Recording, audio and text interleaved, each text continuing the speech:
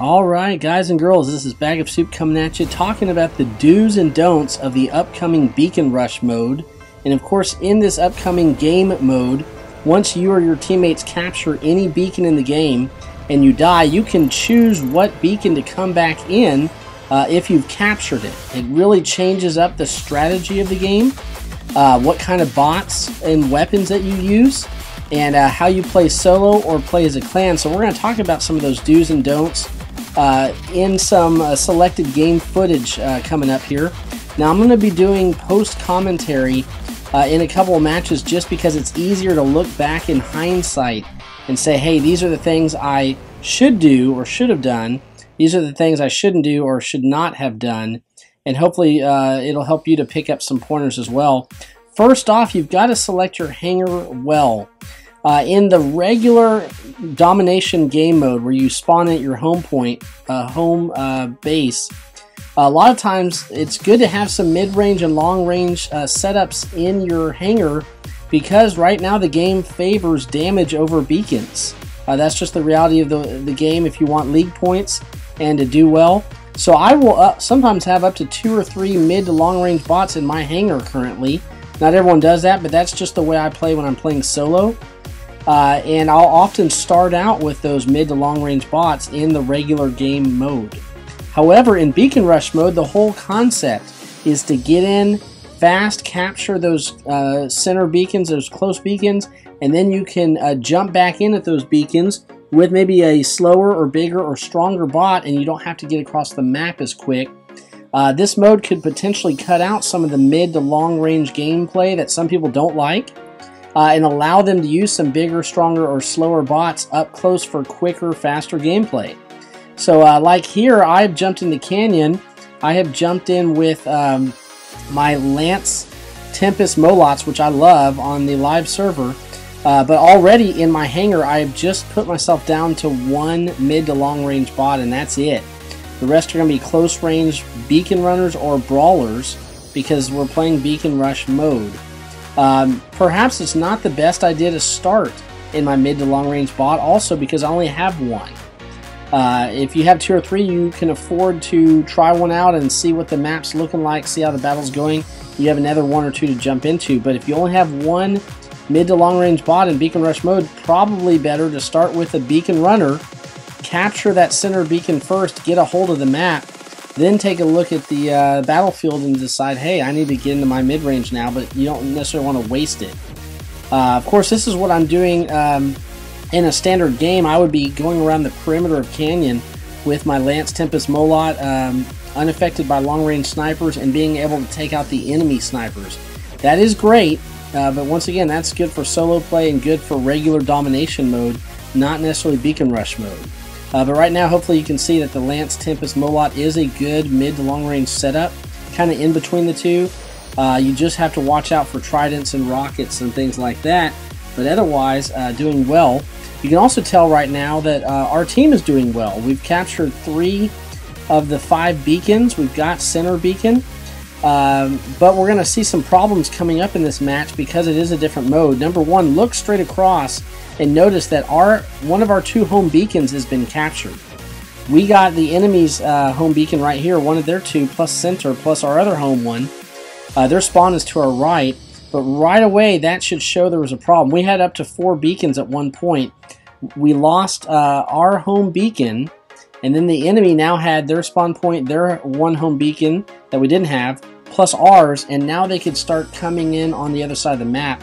This is one of those problems that you want to address right away in Beacon Rush mode. You don't want to let this sit, even if you're winning on the energy bar. Because once again, now the problem is that we're going to have enemies on our left at our home beacon, and they can use that beacon to spawn right in to recapture center. And then we're going to have enemies on our right at their home spawn point, and we're going to be flanked. That's a huge issue. They're going to be able to cut in on your mid-range distance, so you won't even be able to run those mid-range bots. Now you'll notice me jump right in at their captured home beacon, which sounds like a smart idea. I see enemies coming that way. I want to help out my teammates.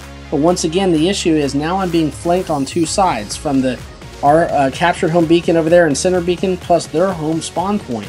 I'm getting hit from the left and the right, So just because you see a lot of action at a beacon in beacon rush mode, if you want to help your teammates, doesn't mean you should jump in there. Now I finally figured that out and realized, hey, I need to jump back in at my home spawn point.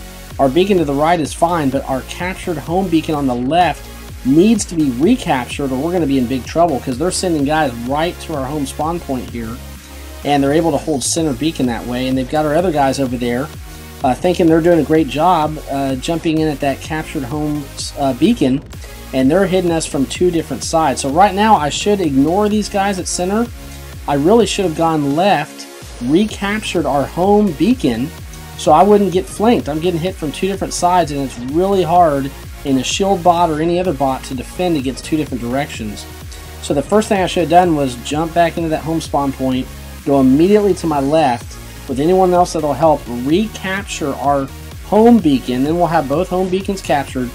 Then we can spawn back from that home beacon and recapture center and get a better coverage and protection on the map.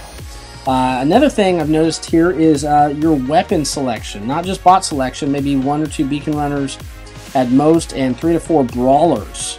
Possibly 1 mid-range at best. But also weaponry.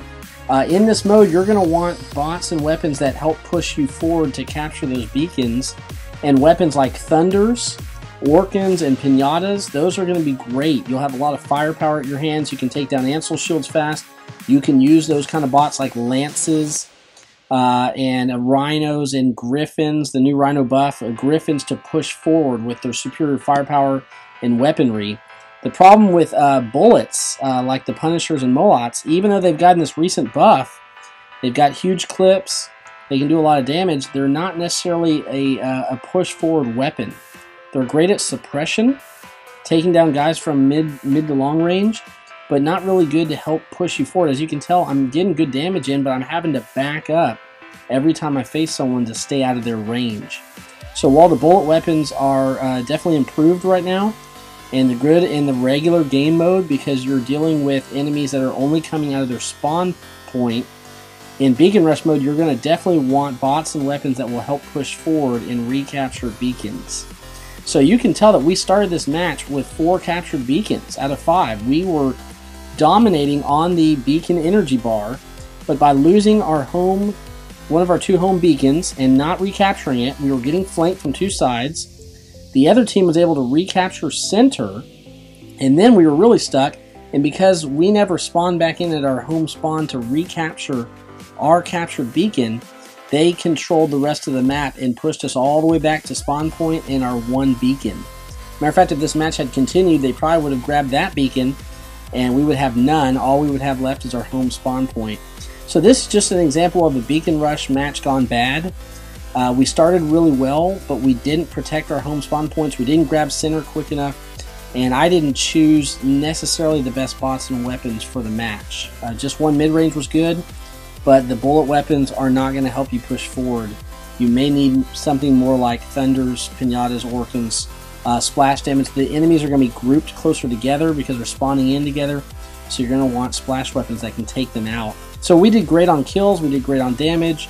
The other team really didn't get a lot of beacons, if you can tell here, but they held those beacons once they got them. That was the big difference. So that was a big don't on Canyon, some things not to do.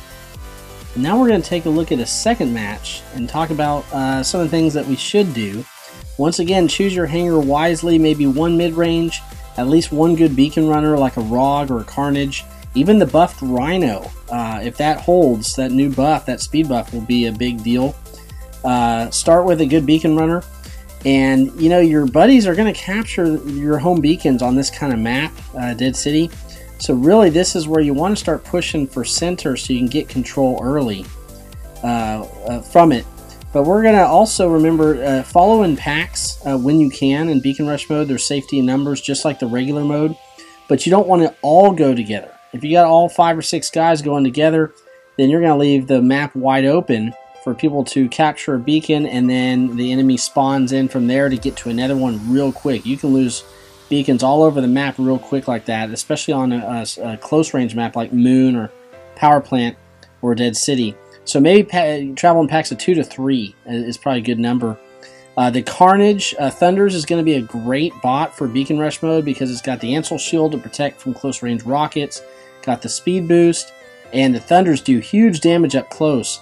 We are about to capture their home beacon over here, but they are still spawning in. So when you're about to capture one of the enemy beacons or a red beacon, make sure that the enemy doesn't spawn in while you're not looking. And once again, the Thunder is going to be a great close range weapon. Fast reload and high damage up close. I think some good beacon runners are still going to be the Stalker for the speed and stealth. But I think the ROG with the big ROG speed will be great to get out there quick. And ROG Orkans, for example, with the splash damage will be great. The Carnage Thunder. I think that Rhino right now, with the extra speed buff, moving as fast as a ROG, 60 kilometers an hour is going to be great to get those initial beacons and still pack quite a punch when it fires.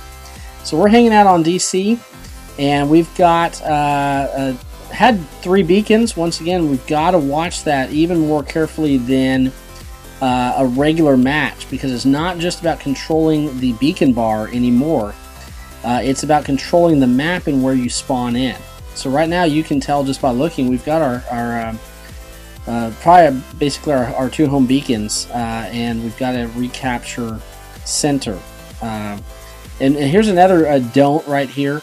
I'm trying to take out this mid-range sniper, this Butch, that's got you know, trebuchets and Zeus, but really I shouldn't be focusing on that guy. He can only do so much damage so fast in that corner. The Lancelot is the true enemy I should be taking out right now, because he has the close range firepower. He can control beacons, and he's actually targeting me. The Butch can only target you know, one guy at a time, and he's sitting back way in the corner.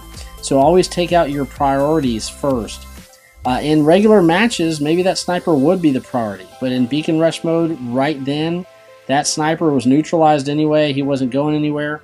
The Trebs take forever to reload, but that Lance was going to be the danger.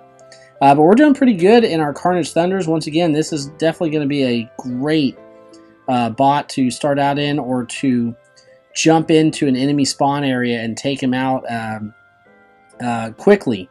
So be watching that. We talked about the ROG Orkans, maybe the Death Button Rhino being some good options to start a match out in to grab beacons. Of course, the Griffin is still going to be really good because it's got the defensive and offensive jump. We talked about getting bots that aren't just suppressive fire, like Molots and Punishers, but their capabilities allow you to push forward. And the Griffins does both. It can push forward or jump back. The Lancelot will be huge. Thunders and Orkans will be big on a Beacon Rush, because you're fighting real close in and you're doing splash damage against multiple targets. Consider, here's another thing not to do. When you see a Punisher or Molot bot out of your range, you definitely want to come towards it, but you don't want to get stuck in a hail of bullets while you are. So use cover to get to them, stay out of line of sight, and then be able to close in on them without taking a bunch of damage before you get there. Once again, we're talking about the buffed Rhino. I think the Griffin is still superior because of the jump, but they both have the same firepower, and the new 60 speed in rush mode on the Rhino is surely going to help starting out a match or getting where you need to go quickly. So keep your Rhinos upgraded and be watching for that if that kind of change hits live. We don't know yet. First off, once again, we want to get in here and capture, because they're still spawning in at the center beacon here. I use my speed to run inside of that Ansel shield on that Lancelot. And once again, the Rhino is really good for that right now, this buffed Rhino. Use that speed to run inside to head towards Molot bots and take him out quicker. Once again, if you're going to rush towards them, try not to do it with line of sight so they're nailing you the whole time. But the Rhino has that good shield to do so. I think Molots and Punishers go around Lance shields a little easier than Rhino shields. And so this could end up being, once again, a good brawling bot for a lot of instances. So keep it in mind. So we've got control of 3 of the 5 beacons right now. And we have to remember, you know, don't just think they can spawn to the left there at the home spawn point. Be thinking at any given time they can spawn at any other captured beacon. And you want to capture the beacons that keep you from getting flanked from multiple sides. It's not anymore just about whether you're capturing your home beacon or their home beacon. It's about which angles you need to protect when you spawn in. You don't just have to spawn in at the closest beacon to the action. You also want to spawn in at whatever angle will keep you from getting flanked from multiple sides. You also want to figure out what are your priorities when a beacon is captured. Which ones do you need to capture back first? You might think it's center, but not always. It may be capturing one of your home beacons back will allow your team to spawn in there and then get to center. Things like that. So they've actually got, we've got center, they've got one of our side home beacons. And we want to be careful. Of course, there's only one guy left, but in this case, if there were multiple enemies, they could set up another home base to my right and set up there and start to capture beacons back. So just because you have control of the map doesn't mean they can't take you out. Now here's just a technical glitch in the match. Hope Pixonic took notes this weekend. Notice I don't have my Ansel Shield special ability. I heard from multiple players in different bots that they would be missing a rush ability, a jump ability. So I'm about to face, obviously, a Fujin around the corner, I can tell, because of the way he put his shield up. I can also tell he's got Orkans. Normally I would cruise on by, put my shield up, and just fire at him. Use my shield to block his rockets. I couldn't. I had no special ability, and the match was over almost anyway. So I just said, hey, I'll just run around the corner and shoot him because the match is going to end in 20 seconds. But that was an issue. A few people from this last weekend were missing the special functions. You see my Lance has it right now. I've got my speed boost, but my Fujin didn't. So let's take a look how we did. Pretty good in that match. Our team worked pretty well together, and we captured the beacons we needed. We controlled the map and came out with the victory there. So hopefully you enjoyed this look at some do's and don'ts. Taking a look at my hangar once again, I would probably just limit myself to one mid to long range bot instead of having 2 or 3 like I currently do. I would also use at least 1 to 2 fast beacon runners like the Rhino, the Rog, the Stalker. Again, they're quickly, but use bots with firepower. Thunders, Orkans, Pinatas would be great up close, possibly Terrans and Magnums. I'd watch the Punishers and Molots just because they are more suppressive than anything else. Same with Hydras and Spirals. And they won't really help you advance forward, what you really need for Beacon Rush mode. We're getting excited for it coming up. We don't know the exact day or week it's going to hit, but coming up soon. It's definitely going to change the strategy in the game, what you choose in your hangar, the weapons and bots that you choose, the beacons you capture and win. The way that you spawn back in at certain beacons so you don't get flanked from different sides, the beacons that you capture back as priority, and how you control the beacon bar along the way towards victory. So I hope you enjoyed this look at beacon mode, the do's and don'ts. If you have any comments or questions about beacon mode or any of these ideas, please leave them in the comment section below. If you liked the video, please click like, and if you're not yet a subscriber, join the channel. We've got lots of fun things coming up. That's it. This is Bag of Soup coming at you. Hope you have a great War Robots day.